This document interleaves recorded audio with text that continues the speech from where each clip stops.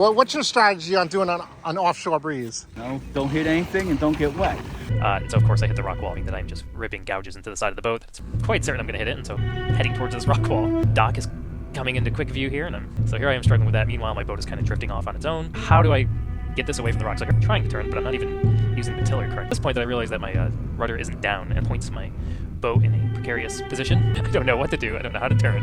Hey guys, this is Lee here, and in this video I'm going to show you how to launch your boat so you don't have to put gouges in your sailboat, hit rocks, or go into panic mode. The clips that you saw in the beginning were from an old video that I found from Temporary Scars called My First Sail in a 1980 Outcourt Sunfish, The Good, the Bad, and the Beautiful.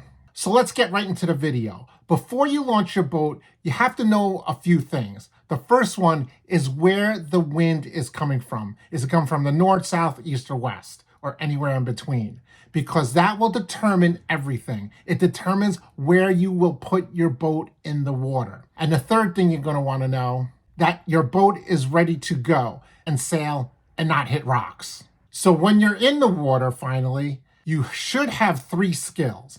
And one of those skills is how to sail straight and to gain speed, because that's what's going to help you sail out of a tight canal like at Wet Pants Sailing Association, where a lot of this is shot. This to all sailors, but specifically if you're from Wet Pants, this is going to be right up your alley. The second skill for a sunfish or any daggerboard or centerboard boat is to know how to lower your centerboard. Lowering your centerboard will give you the ability to turn or to tack when you want to. If you don't have the centerboard in, it's very, very difficult to turn your boat. I'm trying to turn, but I'm not even using the tiller correctly.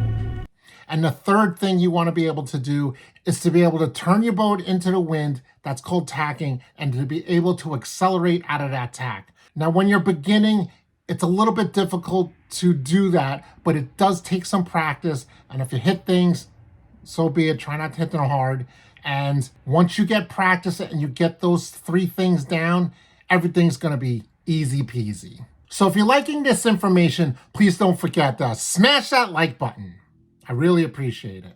So the first thing you want to do is figure out what direction the wind is before you even lift up your sail. And today, the wind, if you look at that arrow, is pointing into Sayville. The flag is pointing and going into the bay from Foster Avenue. That is your typical northerly wind. So the best thing to do is point your bow, your front of the boat, into the wind first before you lift up your sail. Because when you do lift up your sail and it's luffing like this in the water, you want your sail to be kind of over your boat. So 1, it doesn't hit people, and 2, it doesn't sail away. Because right now, this is the definition of a boat in irons, is when the wind is coming off the front, over the front first, and you can't actually sail when the wind is coming over the bow like this. As you can see, the boat's all set up, rudder's on, my daggerboard is ready to go. And now we're gonna watch John Condon here. He's a 5-time champion around Shelter Island. What are you gonna do? What's your strategy on doing an offshore breeze? No, don't hit anything and don't get wet. Yeah, so it's you just slide it in stern first, right? Turn first, and then I'll probably head over there. I'll turn it and then steer out. Yeah, so basically he already has a plan, and that's important, because you have to know when you do turn downwind what the boat's going to tend to do. You always want to be putting the boat with into the wind when you're going into the water. So if the wind is coming from the southwest, you want to be bow first, because it's coming from the north here. You're going to be stern first to keep that sail above the boat. The south is actually the worst because it's direct here. Southwest is pretty easy. Line up over here and then reach out.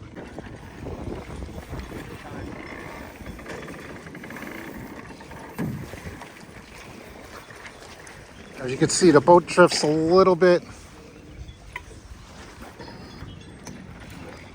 So he's turning the boat a little bit. Get the board a little bit. The key is not to put the board down all the way. If you put the board down all the way, you can see he's only standing in ankle deep water. It'll get stuck on the bottom. So he has a bungee to hold it up. He's making sure his sail could luff, because if it doesn't luff, it's going to start sailing. See how shifty it is? Now he wants to make sure his sail doesn't cross that centerboard because he will capsize. See how it's like trying to sail away from that. He's going to put the board down, get some steerage. He's going to hop in and that's it. He's going to wait till the... Nice job.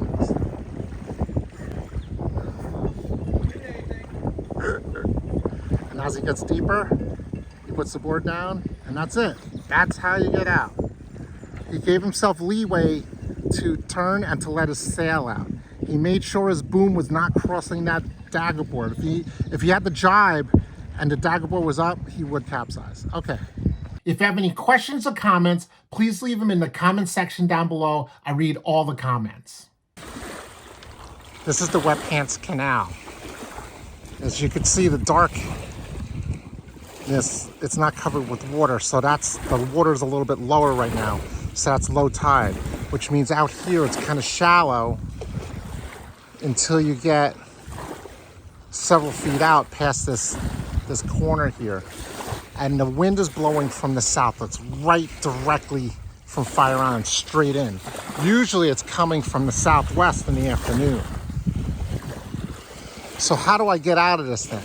When you're experienced, there's plenty of room, but when you're inexperienced like I was a long time ago, this is very daunting, especially when the wind is picked up. So now if I look at my boat here, this is directly into the wind. And my sail is not coming directly from the south. It's south and a little bit to the, it's getting pushed from right to left a little bit if you see the boom. So what that means is the wind is slightly coming from the right. So we're picking up a little bit. So what I'm going to do here is I'm going to slide my boat into the water here. I'm going to line it up all the way to the right, and I'm going to walk it up to waist deep until I can get my dagger board in. And when I can get my dagger board in, and I'm going to be right next to this wall, even over there, because if the wind is going to be pushing me right to left, I got all this room here to accelerate and get past this wall to the left, because his dagger board's not down. Now he's putting down his dagger board. It's kind of low tide. He just sails out there and then he'll eventually turn. When the wind is going from right to left, this way, like a southwest breeze, and you're kind of like not confident on your boat handling and launching, do not line up in the middle, because as the wind is picking up, you will go right to left with the wind, and with the dagger board not up yet because it's shallow, you will slide into the wall. I'm trying to turn, but I'm not even using the tiller correctly. I'm just in full panic mode at this point. I don't know what to do. I don't know how to turn. So of course I hit the rock wall. Then you'll have to jump out of the boat, drag it all the way to the right, and then get in. So that's the easiest trick to get out of this canal, is to line up where the wind is coming from. So if the wind's coming from the right, you line up hard right. If the wind's coming from the east, which comes from Patchogue, you line up over here.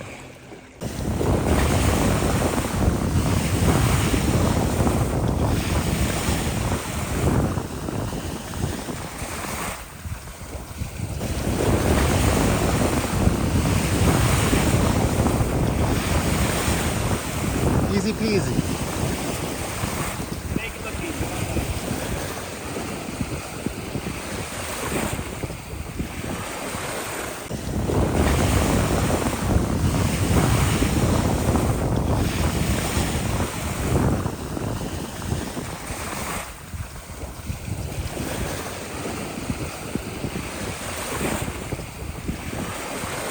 Now, if you got any value from this video, please don't forget to smash that like button, subscribe to the channel, and hit that notification bell so you will know when I come out with a new video. If you got any good information from this and know someone who could benefit, please share the video with them. I really appreciate it. So if you like this video, please check out this video right here. Thanks, and I'll see you on the water. Water. So I grabbed the paddle there. Luckily I had that. And of course, that rock wall there as best I can. And so I figured at this point, well, I better start paddling, maybe I can paddle away from it. But of course, my rudder there, doing its own thing. I don't know how you're supposed to paddle and operate the rudder at the same time. You need 2 hands to paddle, and it seems like you almost need 3 arms and 3 hands to sail.